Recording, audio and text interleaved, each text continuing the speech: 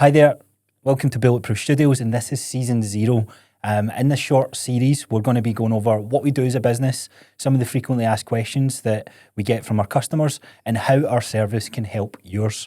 For those of you who don't know me, my name is Dale Crosser. And I'm Gillian Crosser. And we are the founders of Bulletproof Studios, and thought that the first episode in this series should be about the founder's story. So that is what we're going to get into in today's episode. Yeah, so we're going to dive into a wee bit of where my background is, where Dale's background is, and ultimately how we found Bulletproof Studios. How we developed Bulletproof Studios and how it's changed over the last couple of years and what we're doing now and how you can work with us. Yeah, and I think this is just a way of explaining more in depth of the service that we offer, but more importantly, how it can help your business, because that's what we do here. So I think first place to start, we'll dive into your story, dive into my story. Where do you want to start? We'll start with you. Let's start with your story. Ladies first. No, I think let's start with your story. Okay. Because you were kind of the first one out of the two of us to become self-employed, start their own journey, which is a wee bit different from mine. So I think let's start before. So what were you doing before Bulletproof Studios? As in, like, way back at the start? Yeah, let's just give me a quick overview. I was born in... I'm only joking. So my background originally started in the corporate world. I worked for a company which was in the telecom space, and I was in that business for about 7 years. And I was a leader for 6.5 of those years, where I was managing different teams, leading different operations, and just climbing through the ranks that way. Now, about 5 years ago, I wanted to do something a little bit more. I wanted to run my own business, and that's where this whole journey had started.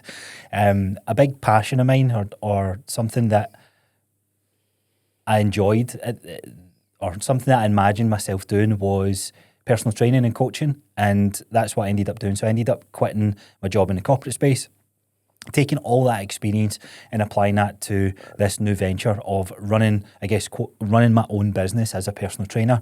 I would say that was more of a sole trader role at the time. So where I got reached out to a gym, asked if I could use their gym to built up my client list, and then in a short space of time, I ended up getting offered my own building. So it was originally going to be a gym, and I thought to myself, let me run this as a personal training studio.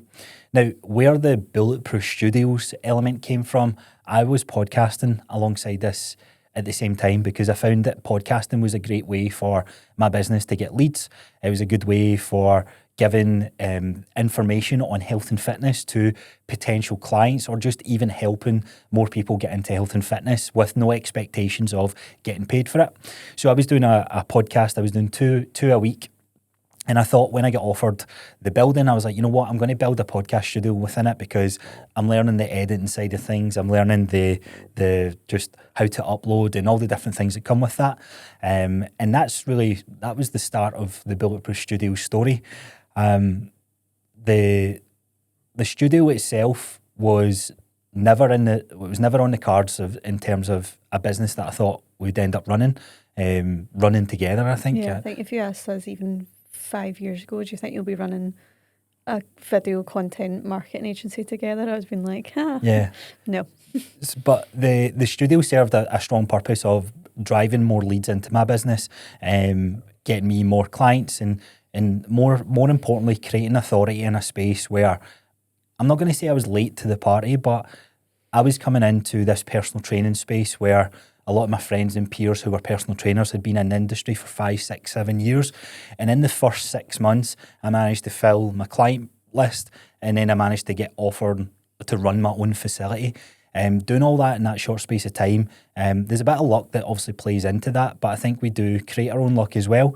And I'm grateful for the experience that I had, or the experience I brought over from that leadership role that I was in for a long period of time, because that definitely played into it. Now, a side note here, a bit of background about me, like, I've always loved the editing side of things. So when I knew I was going to get into the personal training side of things, a big part of that is content. And this was my first learning experience on, right, how important is content? How do you edit the videos? And a lot of business owners don't enjoy that process, but I love it. I genuinely have, I do like it. It's something that I've always been interested in. And way back to like when I was a kid playing games, I would edit videos from the gaming videos. So I've always had this love towards the art and craft of making a video entertaining.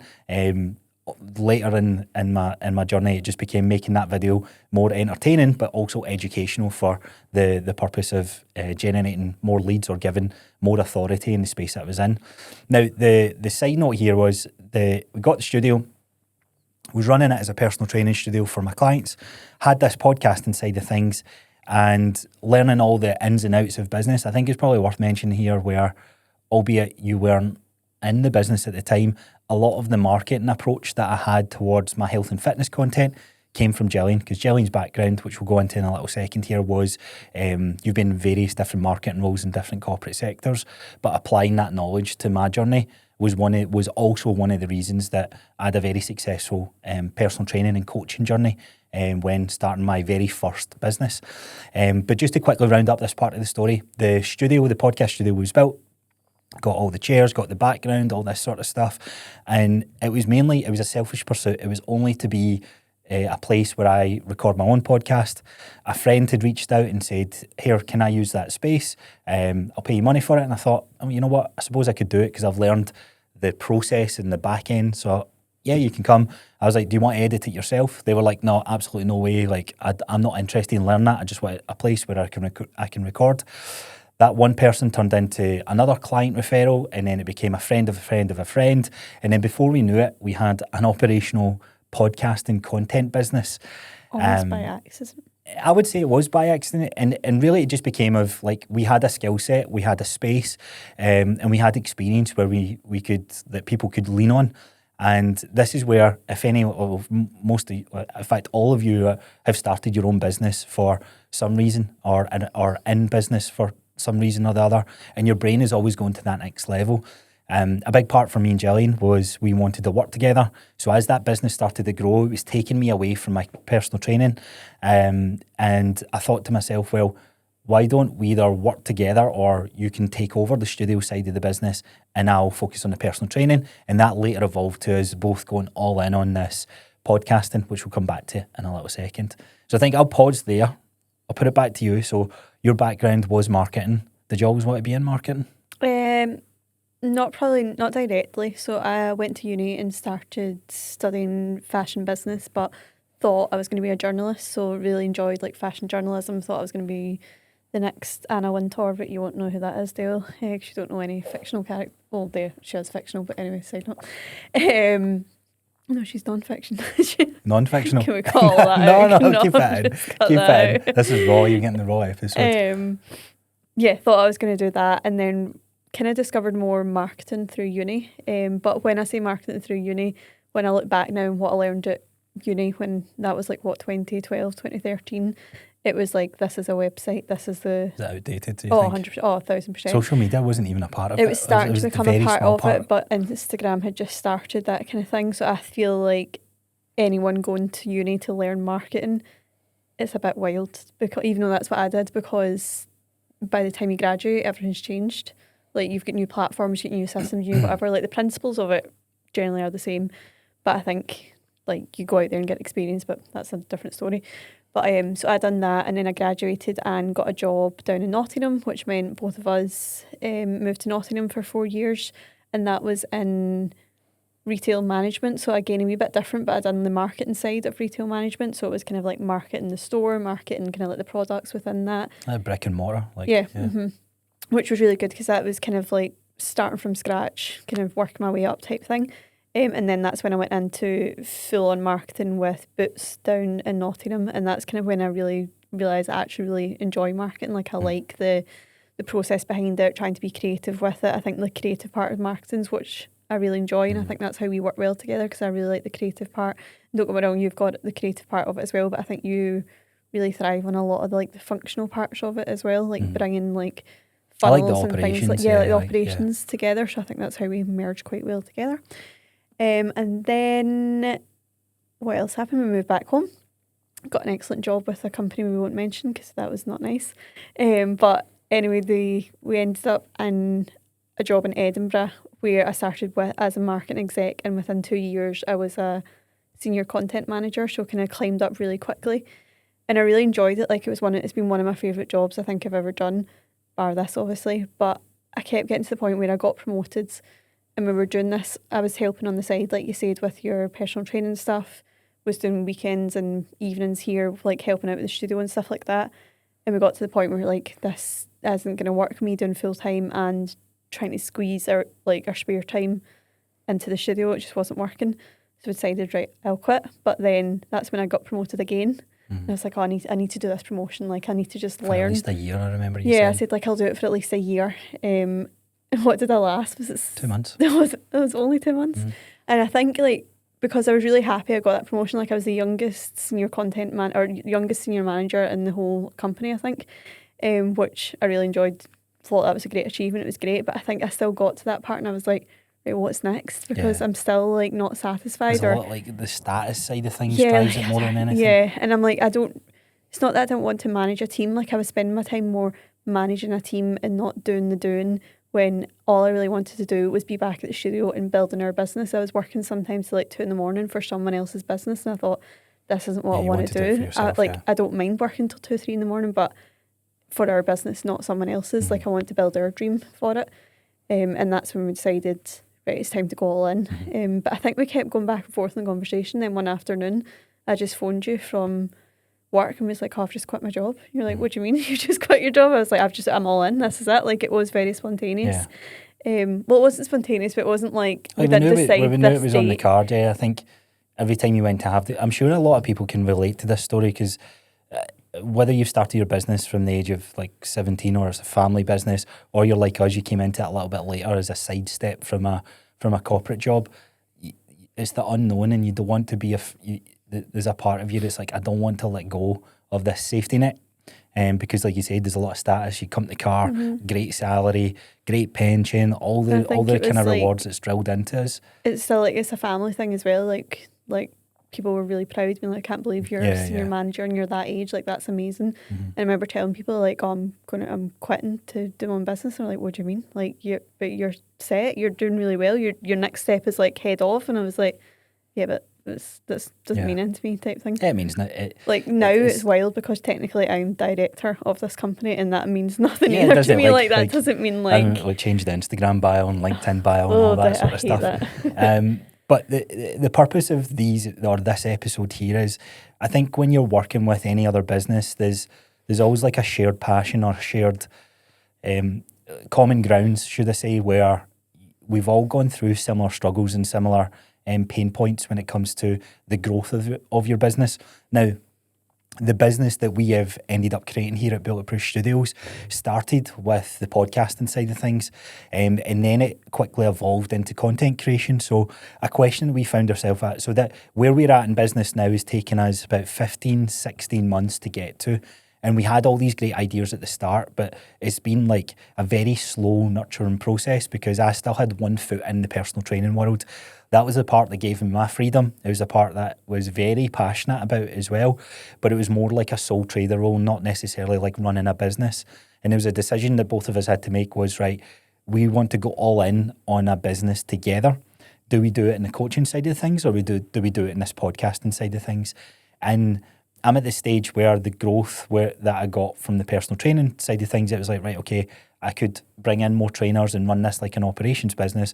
Or one thing that I'm actually liking, like you mentioned it earlier, I really found myself like where the podcast that I would listen to or the information that I was consuming was always health and fitness and different scientific studies and how we make a better impact to the world and all that. But that started to shift and change into how do we create better content, and what's the purpose of doing content? How do you drive more sales? What do the sales conversations look like? How do you do a better product delivery? How do you get more leads into your business, retention, running ads? That side of things just fascinated me because I was a business owner. And as we started learning that together, we've kind of got to the stage now that it's like, right, let's run this more efficiently now. So started podcasting. We, as a business, when you're kind of mapping everything out, it was like, right, we're just saying we're putting the message out there. A lot of our business initially grew on referrals, actually, and it just shows you probably most people's business, if you do a good job and you're a decent person, like, you'll get referrals, but referrals isn't a sustainable business model. It's not that it can't be done, but I think if most of your business comes through referrals and you're not posting any content, you're leaving so much on the table. And that's something that we've realised. That we've run this business for almost 2 years, and for the first year, the content that was being posted was very sporadic. We didn't have a podcast ourselves, but we're saying there's a lot of value that can come from podcasting. And over the last 6 months, there's been like this realisation of, well, what is it we want to do here? Like, who is it? Like, why do people podcast? And where we've ended up narrowing down to is, you guys who are business owners, every single business should have a core podcast. And this is an example of what the core 4 can be. Is that what we're calling it? The core 4? So what the core 4 episodes can be, a founder story, and then obviously you'll see the next ones that we've got coming up as well. But there's been a lot of trial and error. However, we want to show you guys that we're real people just like you, and we think we're always going to learn, we're always going to grow. Certainly the product that we deliver in the next 3 months from now, my hope is that it continues to get better with time. But where we're at now with the studio business is helping you guys as the business owners with your content, but more importantly with the back end stuff as well. And obviously there's another episode and a follow-up to this that explains more about the process and the service that we deliver and how that service can help your business. But this is just ultimately a roundup of who we are and what we do. Mm-hmm. Not necessarily what we do or what Bulletproof Studios is. Yeah.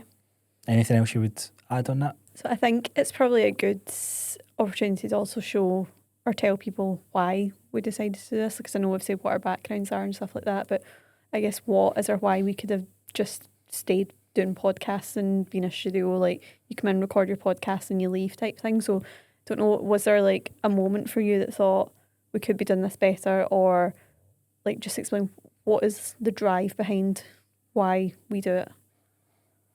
So for me, the why, or I guess more so the gap that I saw that I knew our experience could help, was the whole, like, why do people podcast in the first place? Why do people create content? And the type of person who does create the content, where does it end up? So you've got different categories. You've got like the personal branding, the influencer type world. You've also got just the general social media side of things. But then there's a massive chunk of you guys, which I'm hoping is our audience, who ends up listening to this as a business owner or as a business operator. Even if you are a sole trader, like, content is a big piece of that puzzle. And for most of you guys and girls in businesses or brands, I guess, as well, mm-hmm. Did that fall into that same category? Yeah. The content piece is so important, but what puts a lot of people off the content is recording to a camera, speaking to a camera, editing. What type of content do you create? What do the scripts look like? How do you get more people to click on that video? How do you edit it? Where do you post it to? That can be a complete minefield. And there is a lot of services out there from marketing agencies that go, right, we can do all that for you. But nobody really helps you tie it to, I'm going to say, the back-end system or the back-end process or the back-end funnel. And this is just, I guess, a fancy way of saying, how do you get people who watch your stuff, comment stuff, engage with your stuff, and how do you turn them into paying customers or paying clients? That bit always, to me, seemed a bit disconnected and disjointed, where people end up creating content and you ask, why are you doing it? It's like, oh, it's for authority, right? Okay, it's to show that I'm an expert in my field. Okay, but what's the number one rule in every single business? It's like, you need a customer base, you need cash flow, and you need business continuously coming in, whether that's lead generation or whatever. And content is what feeds that front end pipeline. But without the back end system, or a good back end system, again, there's a bit of a fallout or a disconnect. So what you find with marketing and marketing agencies is there's always the passing of the buck, the putting the blame on the other component. And when we sat down and had this initial conversation of, right, how do we make this product better? How do we get the content creation piece, but also tie it into the valuable back-end piece that drives more business to the business owner, or to the businesses, should I say. That was the part that we started working on and finding a solution for.